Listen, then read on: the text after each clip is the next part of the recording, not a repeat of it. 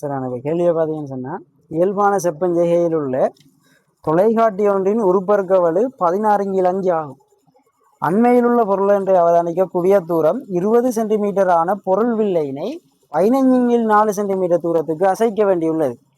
இதன் பொழுது உருவாகும் இறுதி பிம்பமானது பார்வை துண்டிலிருந்து 25 சென்டிமீட்டர் தூரத்தில் அமைவதுடன் அது மாய பிம்பமாகும் எனில் பொருள் வில்லையிலிருந்து பொருளுக்கான தூரம் என்ன என்கிற கணக்கு. சரியான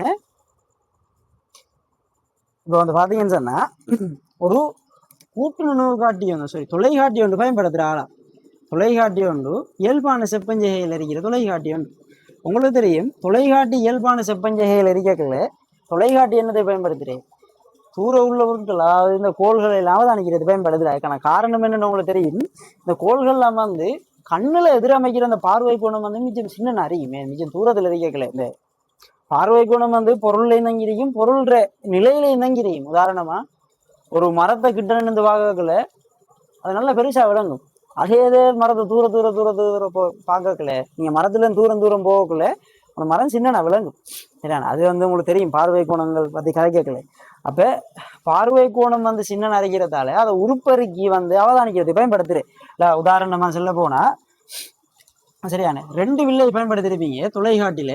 சரியான முதலாவது இது வந்து பொருளி, இது பார்வை துண்டு. இது பார்வை துண்டு எடுத்தா அது குவிய தூரம் எஃப்இ, இது பொருளீட குவிய தூரம் எஃப்னு எடுத்தா, அப்போ தூரத்தில் இருக்கிற பொருள்கள் வந்து வார கற்றை என்ன கற்றையாக வரும் கேட்டா சமாந்திர கற்றைகளாக வரும். வந்தா உங்களுக்கு தெரியும், வார சமாந்திர கற்றை இதுக்கு என்ன செய்யும்? எங்க குவியும் கேட்டா குவியத்துல உருவாக்கப்படும். இந்த மாதிரி உருவாயிரி இது என்ற குவியமாக இருந்திருக்க போ, இந்த இருக்கிற தூரமாக இதுல குவிய தூரமாக இருந்திருக்கும். இப்ப இதுல இருந்து வார காற்றை இந்த மாதிரி வரும்.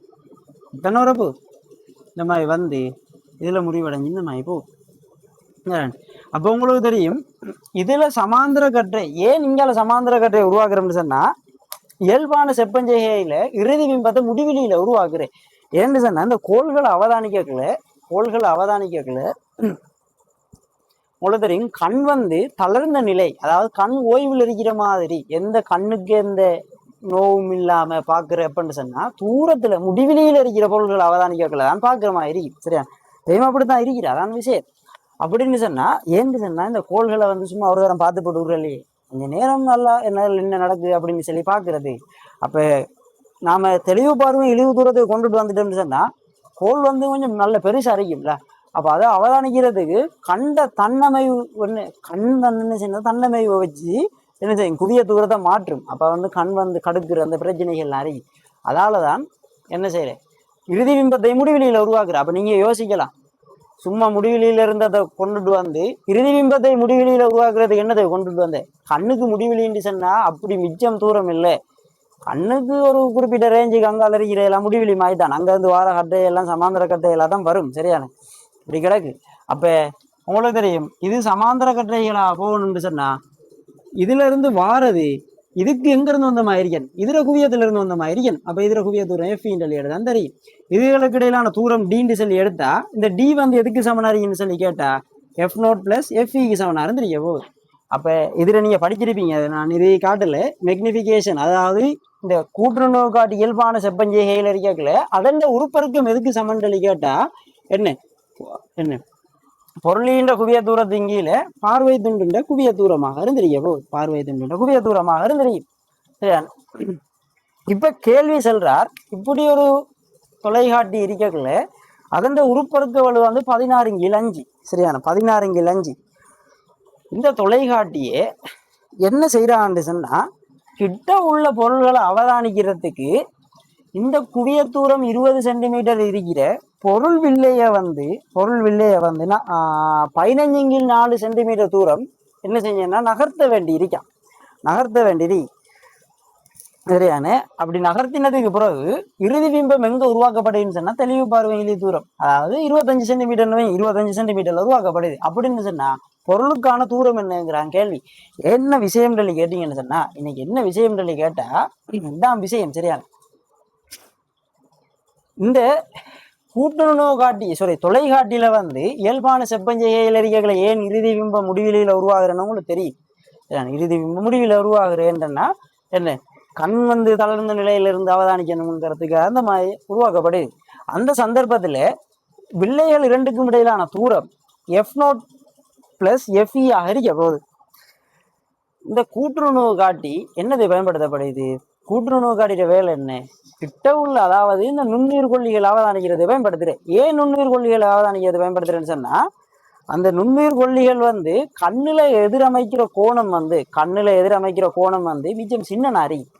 அந்த நுண்ணுயிர் கொல்லிகள் கண்ணுல எதிரமைக்கிற கோணம் மிச்சம் சின்ன நாரிக்கிறதால சரியான அதை அவதானிக்கணும்னு சொன்னா அதை அவதானிக்கணும்னு சொன்னா கண்ணுக்கு அதை என்ன செஞ்சு கொடுக்கணும்? உருப்பறிக்கு கொடுக்கணும். ஏன் அப்படி உருப்பறிக்கு கொடுத்தா அந்த உருப்பருக்க பிம்பம் கண்ணில் எதிரமைக்கிற கோணம் கூடி அதையாவது தெளிவாக அவதானிக்கலுமாக இருக்கும். நீங்க படிச்சிருப்பீங்க சரியான. உங்களுக்கு தெரியுமா, இயல்பான செப்பஞ்செய்கையிலே கூட்டுறவு காட்டில இது ரெண்டுகளுக்கும் இடையிலான தூரம் சரியான இந்த ரெண்டு கூட்டுத்தொகையும் விட கூடுதலாக இருக்கும். அதாவது பொருளின் குவிய தூரத்தையும் பார்வை துண்டின் குவிய தூரத்தையும் விட அதிகமாக இருந்திருக்கும். ஏன்னு சொல்லி கேட்டா, இந்த இயல்பான செப்பஞ்செய்கையில் இருக்கல கூட்டுறவு காட்டில பொருளை எங்க வெப்பம்னு சொன்னா சரியான குவியத்துக்கு பொருள் எது கூட்டுறவு காட்டின்னு யோசிங்க. கூட்டுறவு காட்டில குவியம் பொருளின் குவியத்துக்கு அப்பால வெப்பம். ஏன்னு சொன்னா இதால உயர்வான ஒரு உருப்பெருக்கத்தை இருக்கிறது. ஏன்னு சொன்னா எம்சமன் என்ன வியூ ஏகபரிமாண உருப்பெருக்கம்ங்கிறது பிம்ப தூரத்தின் பொருள் தூரம். அப்ப பிம்ப தூரம் அதிகமாகவும் பொருள் தூரம் குறைவாகவும் இருக்குமாக இருந்தா ஏகபரிமாண உருப்பெருக்கம் அதிகரிக்கும். சரியான. அப்ப குவிய தூரம் குறைய குறைய குறைய உங்களுக்கு தெரியும். இப்ப இவிடத்த குவிய தூரம் இருக்கல பொருள் தூரம் இதாக இருக்கும். அதே ஒரு வேலை இவிடத்தான் குவிய தூரம் இருந்துச்சுன்னு சொன்னா பொருளை நாம இவிடத்த வைக்கல பொருள் தூரம் என்ன செய்யும்? மிச்சம் குறையும். அப்ப உருப்பெருக்கம் என்ன செய்யும்? கூடும். அதனாலதான் எப்பயும் நல்ல ஞாபகம் வச்சீங்க இயல்பான செப்பஞ்செய்கையில ஒரு கூட்டுணர்வு காட்டிக்கு பொருளின் குவிய தூரம் பார்வை துண்டின் குவிய தூரத்தையும் பார்க்க குறைவாக காணப்படும். சரியான. இப்ப இந்த கேள்வியில் என்ன சொல்லுது? இப்படி உருப்பெருக்க வலு 16/5 இருக்கிற ஒரு தொலைகாட்டியே கிட்ட உள்ள பொருள்களை அவதானிக்கிறதுக்கு மாதிரி இதை மாற்றி அமைக்க வேண்டியது. இப்ப பாருங்க, உருப்பெருக்க வலு எவ்வளவா? இதுல இருந்து அந்த தரவுல இருந்து இதுல குவிய தூரத்தை கணிக்க இயலும். எப்படி கணிக்க இயலும்னு சொன்னா, உருப்பெருக்க வலு இந்த மாதிரி 16/5 குவிய தூரம் பொருளின் குவிய தூரம் 20. சரியான 20. அப்ப பார்வை துண்டின் குவிய தூரத்தை கணிக்கலாமா இல்லையா? கணிக்கலாம். எப்படி? இதை 4ஆல சுருக்கினா இதே 4 சுருக்கினா 5, இது 4. அப்ப FE எவ்வளவு சமனாக இருக்கும்னு சொல்லி கேட்டா 25/4 சென்டிமீட்டராக இருக்க போகுது. 25/4 சென்டிமீட்டர். இப்ப இதை கிட்ட உள்ள பொருள்களை அவதானிக்கிறதுக்கு இந்த பொருளிய 15/4 சென்டிமீட்டர் தூரம் நகர்த்த வேண்டியது. உங்களுக்கு தெரியும். சரியான. இந்த தொலைகாட்டிய என்ன செப்பஞ்செய்கையில் இருக்குது? இந்த தொலைகாட்டி இயல்பான செப்பஞ்செய்கையில் இயல்பான செப்பஞ்செய்கையில் இருக்கல. உங்களுக்கு தெரியும், முடிவெளியில் இருக்கிற பொருளுக்கான பிம்பத்தை நாம் எங்க உருவாக்கணும்னா முடிவெளியில உருவாக்கும். முடிவெளின்னு சொன்னா கண்ணுக்கு ஒரு குறிப்பிட்ட ரேஞ்சுக்கு அங்கால இருக்கிற தூரமெல்லாம் முடிவெளி தான். அங்கிருந்து வர கற்றை சமாந்தர கற்றையில வரும். இந்த தொலைகாட்டியே சரியான தூரத்தில் இருக்கிற பொருள்களை அவதானிச்சு இறுதி பிம்பத்தை இயல்பற்ற செப்பஞ்செய்கை, அதாவது இறுதி பிம்பத்தை தெளிவு பார்வை இழிவு தூரத்துல உருவாக்குறதுக்கு சரியான இந்த வில்லைய பொருள் வில்லையே கண் என்ன பார்வை துண்ட நோக்கி நகர்த்த வேண்டி இருக்கும். சரியான. அதாவது தூரத்தில் இருக்கிற பொருள்களை தான் அவதானிக்கிறேன், ஆனா இறுதி பிம்பத்தை எங்க உருவாக்குறேன்னு சொல்லி கேட்டா தெளிவு பார்வை இழிவு தூரத்துல உருவாக்குறேன். அந்த சந்தர்ப்பத்துல வில்லைகளுக்கு இடையிலான தூரம் எப்படி இருக்குன்னு சொல்லி கேட்டா எப்படி இருக்குன்னு சொல்லி கேட்டா சரியான F0 பிளஸ் FEஐயும் பார்க்க குறைவாக இருந்திருக்கும். ஏன்னா அதை நோக்கி நகர்த்துரு விளங்கிட்டு தானே. ஆனா வினாவின்படி என்ன சொல்லியிருக்காங்க? கிட்ட உள்ள ஒரு பொருளை அவதானிச்சு இறுதி பிம்பத்தை எங்க உருவாக்கணும்னு சொல்லி கேட்டா தெளிவு பார்வையின் இழிவு தூரத்துல உருவாக்கணுமா? இறுதி பிம்பத்தை எங்க உருவாக்கணும்னு சொல்லி கேட்டா தெளிவு பார்வையின் இழிவு தூரத்துல உருவாக்கணும்னு சொல்ற. அப்ப அந்த சந்தர்ப்பத்துக்கு என்ன செய்யறேன்னு சொன்னா, வில்லைய கண் வில்லை பொருளியில இருந்து விளத்தி நகர்த்துரு. நீங்க உதாரணமா உங்களுக்கு தெரியும், கூட்டுணர்வு காட்டில இந்த மாதிரி இருக்குங்களா? கூட்டுணர்வு காட்டி இந்த மாதிரி இருக்கும். நீங்க இந்த இது குவியம்னு சொன்னா பொருளை எவ்வளத்தை வச்சிங்கன்னு சொன்னா, சும்மா சொல்றேன், பொருளை எவ்வளத்தை வச்சிங்கன்னு சொன்னா பிம்பம் எங்கால உருவாக்கப்படும் சொல்லி கேட்டா குவியத்துக்கு அங்கால பக்கம் உருவாக்கப்பட்டிருக்கும். சரியான. அப்படி உருவாகிற பிம்பம் வந்து இவர குவியத்துக்குள்ள இருந்து இருக்க போகுது. அப்ப நீங்க சும்மா யோசிச்சு பாருங்க, இந்த என்ன இந்த குவியத்துக்கு அங்கால பக்கம் வருதுன்னு சொன்னா, இப்ப கூட்டுணர்வு காட்டில உருவாகிற, அதாவது பொருளியால உருவாக்கப்படுற பிம்பம் அவர குவியத்துக்கு அங்கால பக்கம் வருது. அங்கால பக்கம் வருதுன்னு சொன்னா வில்லைய நீங்க எங்கால பக்கம் நகர்த்திருக்கீங்க, இங்கால பக்கம் தான் நகர்த்திருக்கீங்க. ஏன்? வில்லை எதிர குவிய தூரம் இப்படித்தான் இருந்தேன், எதிர குவிய தூரம் இப்படித்தான் இருந்தேன். அப்ப எங்கால பக்கம் நோக்கி நகர்த்த வேண்டிய வரும், இங்கால பக்கம் நோக்கி நகர்த்த வேண்டியது. இதான் இந்த கேள்வியிட மெயின் விஷயம். எவ்வளவு தூரம் நகர்த்துறா அப்படி உருவாக்குறதுக்கு? 15 4 சென்டிமீட்டர் தூரம் நகர்த்துறாளா. அப்ப இப்ப நீங்க யோசிக்கலாம், இதான் அழிக்கன் உங்களுக்கு தெரியும். இப்ப நீங்க யோசிக்கலாம், சரிதானே, பொருளி அதே இடத்துல எரிக்கி, இந்த மாதிரி பொருளி அதே இடத்துல எரிக்கி, சரி பார்வை துண்டு அதே இடத்துல எரிக்கி, பொருளிய வந்து இங்கால பக்கம் நகர்த்திரிக்கா, பொருளியே இங்கால பக்கம் நகர்த்திரிக்கா, நகர்த்தின தூரம் எவ்வளவுன்னு சொல்லி, சரியான ஆரம்பத்தில் உங்களுக்கு தெரியும் இது என்ன நிலையில இருந்துன்னு சொல்லி கேட்டா, ஒரு இயல்பான செப்பஞ்செய்கையில் உள்ள கூட்டுணர்வு காட்டியா இருந்து அதுகளுக்கு இடையிலான இடைவெளியா ரெண்டு குவிய தூரத்தின் கூட்டுத்தொகை சமனாக இருந்திருக்க போகுது. இப்ப இத இங்கால பார்க்கும், அதாவது பொருளியில அந்த என்ன பார்வை துண்டுல இருந்து பொருளிய வந்தங்க அதை விளத்தி நகர்த்திருக்கணும். நகர்த்தின தூரம் எவ்வளவுன்னு சொல்றாரு, 15 4 சென்டிமீட்டர் சொல்றாரு. 15 4 சென்டிமீட்டர். அப்ப இப்ப இது ரெண்டுக்கும் இடையிலான இடைவெளி எவ்வளவுக்கு சமனாகின்னு சொன்னா, ஆரம்பத்துல இடைவெளி வந்து ரெண்டு குவிய தூரத்துல கூட்டுத்தொகை, அதோட வந்து 15 4 சென்டிமீட்டர். அப்ப வந்து மொத்த தூரம் இடைவெளி டின்னு சொல்லி எடுத்து அதுகளுக்கு இடையிலான F0 + FE, அதோட நாம நகர்த்தின 15 4 சென்டிமீட்டர் தூரம். F0 உங்களுக்கு தெரியும் 20 சென்டிமீட்டர் பிளஸ் FEங்கிறது என்ன, இதண்ட குவிய தூரம். இதண்ட குவிய தூரத்தை நாம கண்டம் என்ன எதிர உருப்பெருக்க அளவு வச்சு கண்டம் எவ்வளவு வந்துச்சுன்னு சொன்னா 16 25 4 சொல்லி வந்துருக்க போகுது. சரியா, 25 4 நம்ம கண்டம். சரியான 25 4 பிளஸ் 15 4.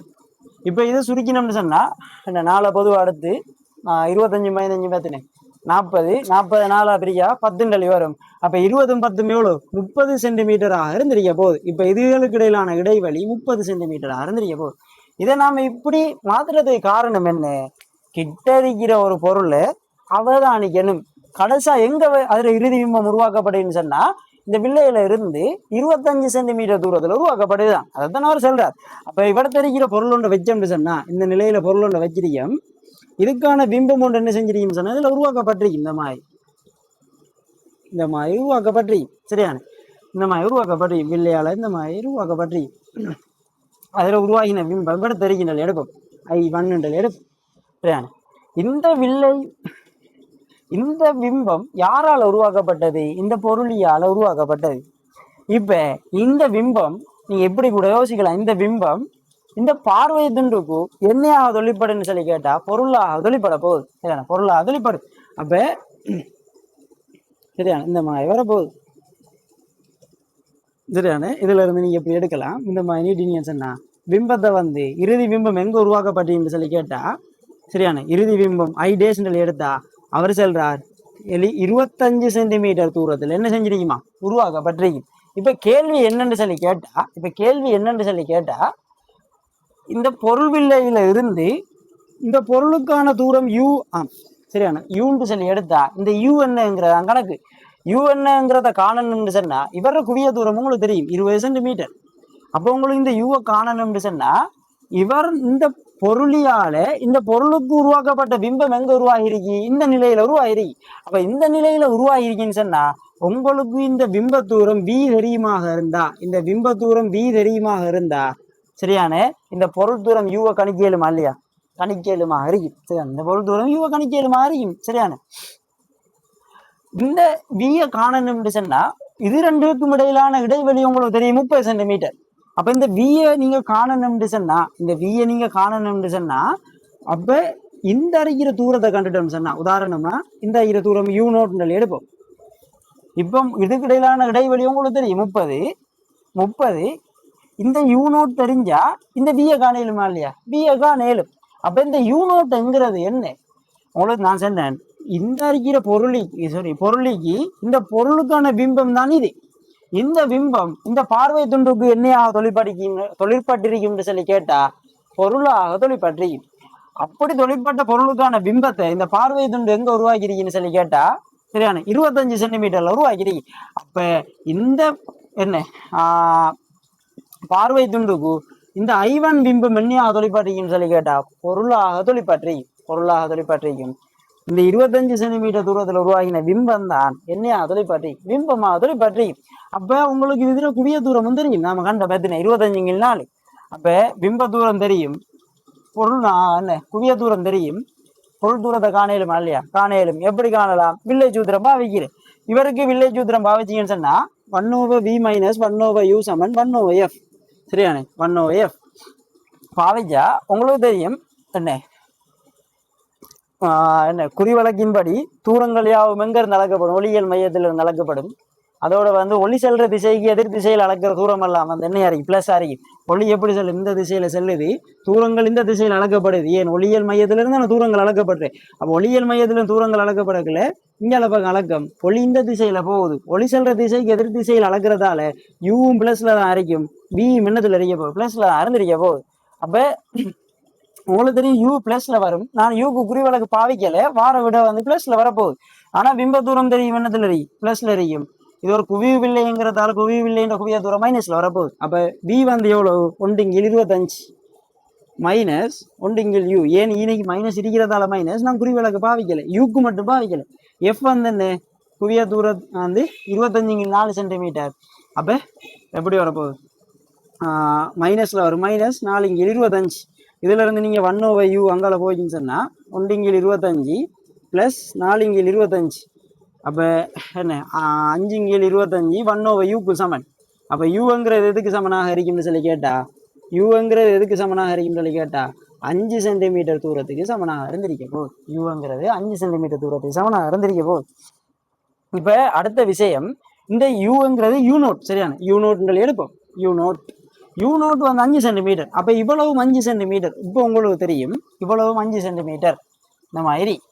இப்ப ரெண்டுக்கும் இடையிலான இடைவெளி எவ்வளவுன்னு கேட்டா 30 சென்டிமீட்டர். அதுல இவ்வளவும் 5 சென்டிமீட்டர் அப்படின்னு சொன்னா இந்த அறிகிற பொருளியில இருந்து இந்த ஐவன் பிம்பத்துக்கான தூரம் எவ்வளவு அறிய போகுது? 25 சென்டிமீட்டராக இருந்திருக்கும். தான் 25 சென்டிமீட்டர். ஏன் 25 சென்டிமீட்டர்? ரெண்டுக்கும் இடையிலான வேறாக்க 30. அதுல இந்த பிம்பத்துல ஐவன் பிம்பத்துல இருந்து இது I2 இது ஐவன் பிம்பத்துல இருந்து இந்த என்ன பார்வை துண்டுக்கான தூரம் 5 சென்டிமீட்டர். அப்ப இந்த பொருளில இருந்து இந்த ஐவன் பிம்பத்துக்கான தூரம் எவ்வளவு அறிந்திருக்க போகுது? 25 சென்டிமீட்டர் அறிந்திருக்கும். இப்ப உங்களுக்கு இந்த பொருளின் குவிய தூரம் தெரியும், பிம்ப தூரம் தெரியும், இந்த பொருள் தூரத்தை காணையிலுமா இல்லையா? காணையிலும். அப்ப பொருள் தூரம் என்னத்துல வரும்னு சொன்னா பிளஸ்ல வரும். ஏன்? ஒளியியல் மையத்திலிருந்து தூரங்கள் யாவும் அளக்கப்படும். அப்போ ஒளி செல்ற திசைக்கு இது ஒளி செல்ற திசை, எதிர் திசையில் அளக்கம். அப்ப யூ பிளஸ்ல வரும். பிம்ப தூரம் இங்க அளக்கம்ல, ஒளியியல் மையத்திலிருந்து திசையில் அளக்கம். ஆனா ஒளி செல்ற திசையில அளக்கிறதால பிம்ப தூரம் என்னத்துல தெரிய போகுது? மைனஸ்ல தெரிய போகுது. அப்ப இந்த அறிகிற பொருளைக்கு நான் வில்லேஜ் சூத்திரம் பாவிச்சா 1/v - 1/u = 1/f. நான் யூவை காணணும், யூ பிளஸ்ல வரும், பிளஸ்ல வரணும். நான் அதுக்கு குறிவழக்கு பாவிக்கல. v எவ்வளவு? 25 மைனஸ் 1/25. ஏன்? ஒளி செல்ற திசையில அளக்கிறதால மைனஸ் 1/u = 1/f. என்ன 20 சென்டிமீட்டர். அதோட உங்களுக்கு தெரியும் குவியவில்லை என்ற குவிய தூரம் என்னத்துல வரும்? மைனஸ்ல வர போகுது. அப்ப அங்கே அழைக்கிற மைனஸ் அங்கால போயிடுச்சுன்னா 1/u = என்ன மைனஸ் 1/25 பிளஸ் 1/20. இதை நீங்க வேணும்னா எப்படி சுருக்கலாம்? 25 தர 20, 20 இங்கால வரும் மைனஸ் 20, அங்கால போயிடுச்சுன்னா பிளஸ் 25 = 1/u. அப்ப என்ன 1/uங்கிறது என்ன 5 என்னன்னு வரும்? 25 தர 20. இதையும் சுருக்கலாம், 5 வரும். 5ஆல சுருக்கினா அப்ப 1/uங்கிறது 100 சொல்லி வரும். அப்ப u என்னன்னு கேட்டா பிளஸ் 100 சென்டிமீட்டர் வந்துருக்க போகுது. சரியான? பிளஸ் 100 சென்டிமீட்டர் வந்துருக்க போகுது. அப்ப 100 சென்டிமீட்டர்